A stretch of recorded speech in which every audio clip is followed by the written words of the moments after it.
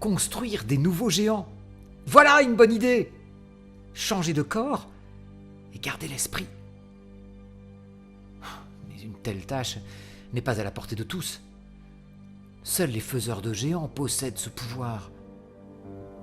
Il y a eu un contact avec Monsieur Debuche, avec Flep, et sur les géants, et puis avec la mairie aussi. Depuis quelques années déjà, nous réfléchissions, on regardait l'état de nos géants, qui nous inquiétait beaucoup.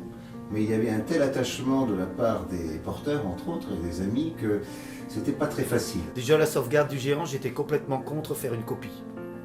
Ça faut bien savoir, j'ai été un qui s'est battu bientôt le plus contre. Pourquoi? Parce que pour nous, les anciens porteurs, c'était inimaginable et impensable de porter un autre géant que notre géant.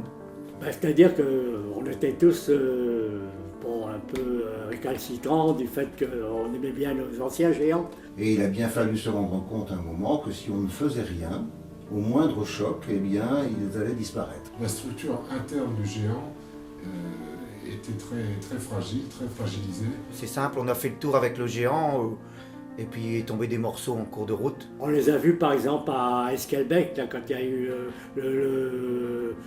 l'exposition Bafcop, qu'ils étaient très détériorés, hein, qu'on ne pouvait plus continuer comme ça. Hein.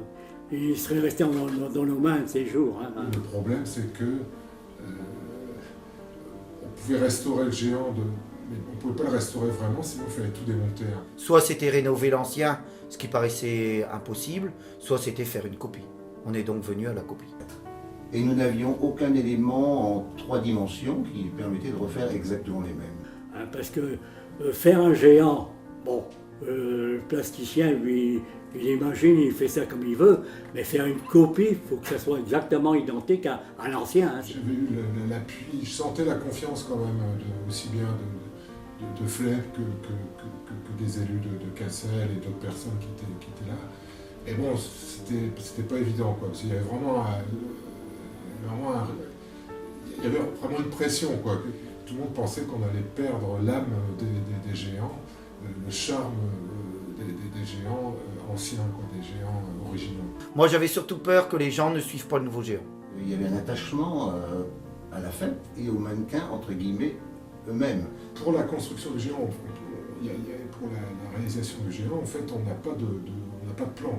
On a vu le fameux tableau qui est au musée, où on voit les géants, on voit le géant vu de l'extérieur, mais on n'a pas de plan de construction. On a mis tout notre savoir-faire, j'ai mis tout mon cœur, quoi, pour faire ça. Et puis, apparemment, c'est passé. Ça a été vraiment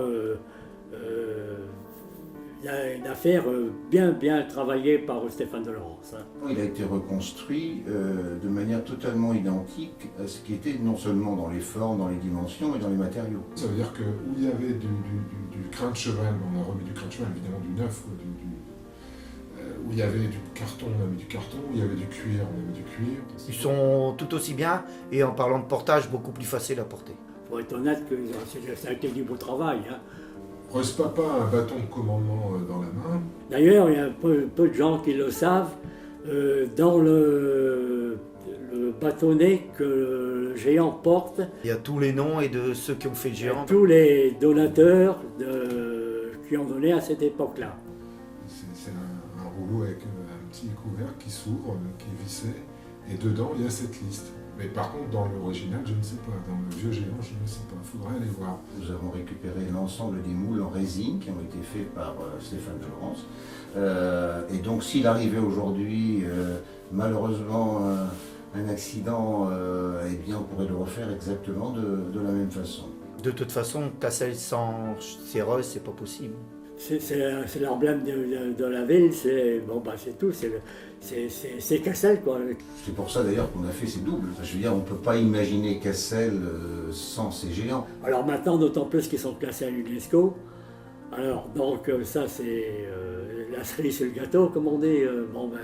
C'est vraiment une reconnaissance qui a été faite à la ville de Cassel. Hein. Nos géants aujourd'hui originaux, qui sont les plus anciens, 1827-1860 physiquement, sont conservés dans de bonnes conditions.